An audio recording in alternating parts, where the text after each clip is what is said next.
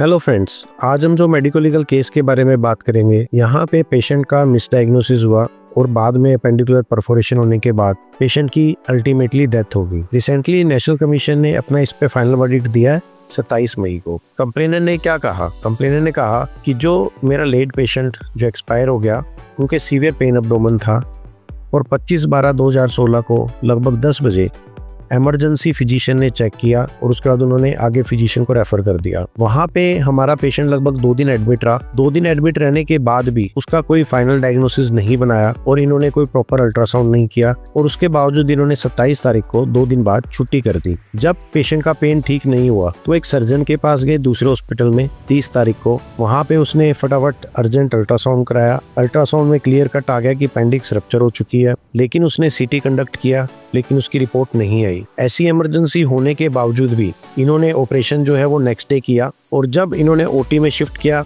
हमें प्रॉपर तरीके से कोई भी रिस्क एक्सप्लेन नहीं किया। सर्जरी के बाद इन्होंने आईसीयू में शिफ्ट कर दिया और वहाँ पे पेशेंट को हॉस्पिटल के कारण सेप्सिस हो गई और एआरडीएस में पेशेंट चला गया। उन्होंने वेंटिलेटर में रखा और टाइमली फिर भी शिफ्ट नहीं किया हमें। और बाद में जब शिफ्ट किया कोलकाता पे एक हॉस्पिटल में, वहाँ पे जाने के 2 घंटे बाद ही पेशेंट एक्सपायर हो गया और एक्सपायर होने के बाद इन्होंने कोई भी पोस्टमार्टम भी कंडक्ट नहीं किया। सारे रिचुअल्स पूरे करने के बाद इन्होंने सीएमएचओ को कंप्लेंट की कि पेशेंट जो मरा है वो डॉक्टर्स की गलती के कारण है और उन्होंने भी ये माना कि पेशेंट जो है वहाँ डॉक्टर्स की कोई ना कोई लापरवाही हुई है। लेकिन वेस्ट बंगाल जो मेडिकल काउंसिल थी उसने गलती से यह कह दिया कोई नेग्लिजेंस नहीं है।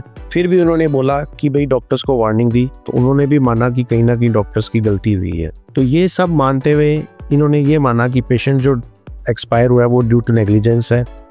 इन्होंने बताया हमने एमसीआई में भी लगाया है और उसके अलावा जो डॉक्यूमेंट्स थे हमें हाई कोर्ट और आरटीआई के थ्रू 2017 में मिले। तो इन्होंने कंपनसेशन 2 करोड़ 25 लाख के आसपास डिमांड की। डिफेंस में डॉक्टर्स ने कहा जो अलग अलग ओपोनेंट थे, ओपोनेंट 1 एक गवर्नमेंट हॉस्पिटल था, ओपोनेंट 2 से 4 तक जितने भी थे उन्होंने यही बोला कि एक तो ये फ्री गवर्नमेंट हॉस्पिटल है तो कंज्यूमर ही नहीं है, दूसरा कोई भी इन्होंने एक्सपर्ट एविडेंस प्रोड्यूस नहीं किया। पेशेंट जब हमारे पास आया उसके मार्क टेंडरनेस थी अपर एब्डोमेन में जो सजेस्टिव था पेप्टिक अल्सर डिजीज का। हमने उसको पेप्टिक अल्सर के हिसाब से ही दवाइयां दी और नेक्स्ट डे हमने अल्ट्रासाउंड कराया जो नॉर्मल था, थोड़ा सा उसमें बस हल्का सा फ्री फ्लूइड आया पाउच ऑफ डगलस में। तो हमने उसको एडवाइस किया कि गायनी ओपीडी में आप दिखाओ ताकि वो जो फ्लूइड है पाउच ऑफ डगलस में उसका जो भी कारण है। और सेम थिंग हमने ये डिस्चार्ज कार्ड पे डॉक्यूमेंट की है। जो इंक्वायरी रिपोर्ट थी, जैसे ये कह रहे हैं कि सीएमएचओ की इंक्वायरी थी उसमें इन्होंने नेग्लिजेंस किया है, तो उसमें डॉक्टर्स को हियरिंग का ही मौका नहीं दिया गया और जो वो रिपोर्ट थी उसमें सभी के सिग्नेचर भी लैग करते हैं। तो इन्होंने माना कि ये रिपोर्ट ही वैलिड नहीं है। दूसरा, जो अदर ओपोनेंट थे जिस हॉस्पिटल में गए उनके और उनके डॉक्टर्स का जो रिप्लाई था, उन्होंने कहा कि हॉस्पिटल रूटीन की सारी गाइडलाइंस फॉलो करता है और जो इन्फेक्शन है वो हॉस्पिटल के कारण नहीं हुआ। पेशेंट जैसे ही आया इमीडिएटली हमने देखा, डायग्नोज किया, सारी क्लिनिकल फाइंडिंग्स लिखी, उसमें अपेंडिकुलर लंप था जो इनिशियली हमने कंजर्वेटिव मैनेज किया। बाद में नेक्स्ट डे जब सीटी की रिपोर्ट भी आई उसने कंफर्म कर दिया कि इंट्रा एब्डोमिनल कलेक्शन है, तो हमने प्रॉपर कंसेंट लिया। सर्जरी के टाइम हमने कल्चर भेजी और हिस्टोपैथ भी भेजी। ड्यूरिंग सर्जरी पेशेंट को हाइपोक्सिया हुआ थोड़ा सा, जो एनेस्थीसिया वाले डॉक्टर ने बढ़िया तरीके से मैनेज किया और उसके बाद उसको आईसीयू में शिफ्ट कर दिया। आईसीयू में पेशेंट को एआरडीएस डेवलप हुआ और हमने उसको टाइमली हायर सेंटर रेफर कर दिया। उस टाइम सारे वाइटल स्टेबल थे, तो हमने कहीं भी नेग्लिजेंस नहीं की है, हमारी तरफ से कोई भी गलती नहीं है।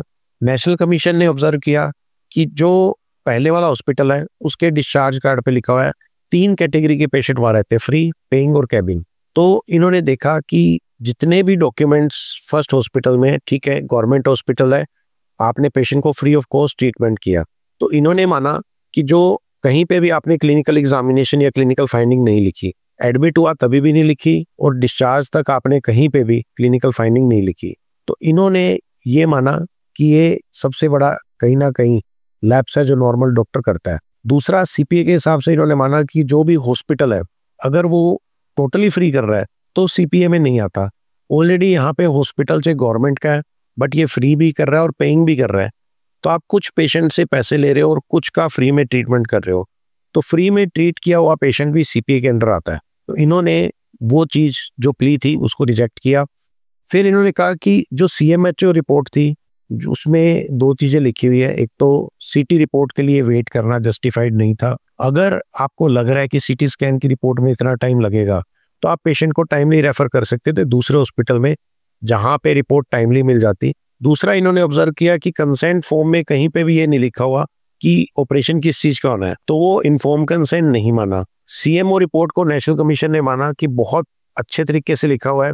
इवन वेस्ट बंगाल जो मेडिकल काउंसिल है उन्होंने भी लिखा है नो नेग्लिजेंस, लेकिन बहुत पुअर रिकॉर्ड कीपिंग थी, सर्जरी में भी डिले हुआ है और इन्होंने सभी डॉक्टर्स को वार्निंग दी। तो नेशनल कमीशन ने ये माना कि even West Bengal medical council ने डॉक्टर्स को टोटली फ्री नहीं किया है। वार्निंग देने का मतलब है कहीं ना कहीं इन्होंने गलत किया है। तो इन्होंने अलग अलग डॉक्टर्स को, अलग अलग हॉस्पिटल को compensation total 30 lakh rupees award की। टेक होम मैसेज की बात करें फ्रेंड्स, सबसे पहले कई लोगों को ये डाउट रहता है कि गवर्नमेंट हॉस्पिटल सीपीए में आते हैं नहीं आते। इंडिया के ऑलमोस्ट हर हॉस्पिटल सीपीए में आते हैं। इंडिया का ऑलमोस्ट हर डॉक्टर सीपीए के अंडर आता है। तो हमारा यह सोचना कि गवर्नमेंट हॉस्पिटल सीपीए में नहीं आते इज टोटली रॉन्ग। जब भी हॉस्पिटल डेथ होती है जो एक्सप्लेन नहीं हो रही है या जहाँ पे आपको थोड़ा सा भी डाउट है, यंग डेथ है जैसे इस केस में, वहां पे हमेशा पोस्टमार्टम होना चाहिए। अगर आप पोस्टमार्टम नहीं करा रहे तो कोर्ट इसको हमेशा आपके अगेंस्ट ही मानता है। अगर आपके ट्रीटमेंट के टाइम कोई भी डेथ हुई है तो इट्स बेटर कि आप पुलिस को इन्फॉर्म करें कि पोस्टमार्टम कराने के लिए आप डेड बॉडी लेके जाओ। अब जब पुलिस आ जाती है, वो अटेंडेंस का डिसीजन है, अगर वो पोस्टमार्टम नहीं कराना चाहते तो उस पर लिख के दे देंगे कि हम पोस्टमार्टम नहीं कराना चाहते।